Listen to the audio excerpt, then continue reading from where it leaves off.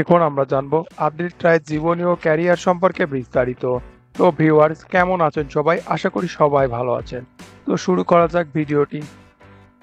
আদিল রায়ের ব্যক্তিগত জীবনী, তার বাড়ি, গাড়ি, বয়স, প্রেমিকা, সম্পত্তি ও পরিবার সম্পর্কে জানা অজানা সকল তথ্য আজকে আমরা জানব। আদিল রায় জন্মগ্রহণ করেন 25শে নভেম্বর 1992 সালে। তিনি কলকাতায় বর্তমানে বসবাস করছেন এবং তিনি জন্মগ্রহণ করেনও কলকাতায়।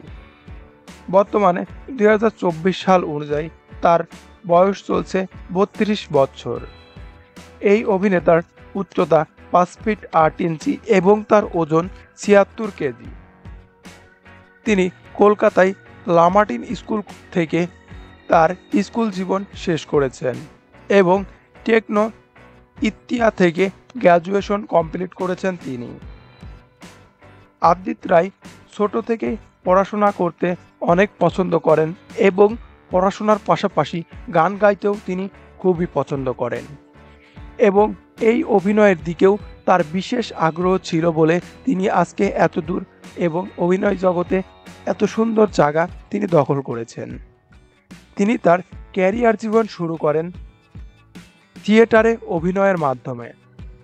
থিয়েটার করার সময় তিনি একটি বড় সুযোগ পান। রাজ চক্রবর্তী পরিচালিত যোদ্ধা সিনেমায় অ্যাসিস্ট্যান্ট ডিরেক্টর হিসাবে কাজ করেন।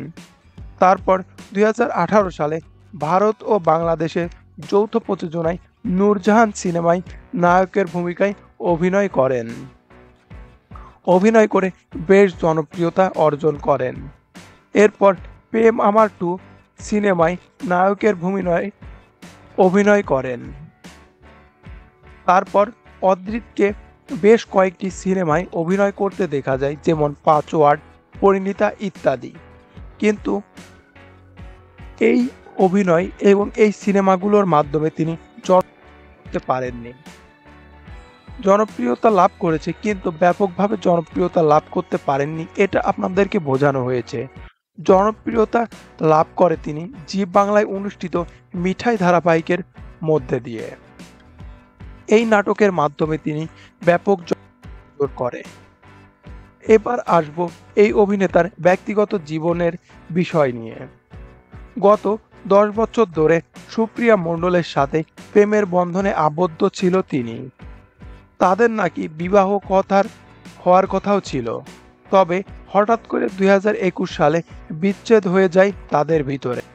তবে তাদের বিচ্ছেদের কারণ এখনো পর্যন্ত জানা যায়নি এবং এগুলো গণমাধ্যমে তিনি স্বীকারও করেন না। তবে বেশ কিছু মাস ধরে শোনা যাচ্ছে যে অদ্রিত রায় নাকি আবারও প্রেম করছেন মিঠাই ধারাবাহিকের আরেক অভিনেত্রী কৈশম্বীরের সাথে, কিন্তু সেটা তারা কোনো মতেই স্বীকার করেন না। তিনি বলেন যে আমরা সাধারণত বন্ধু, গণমাধ্যমে এই দাবি করেন।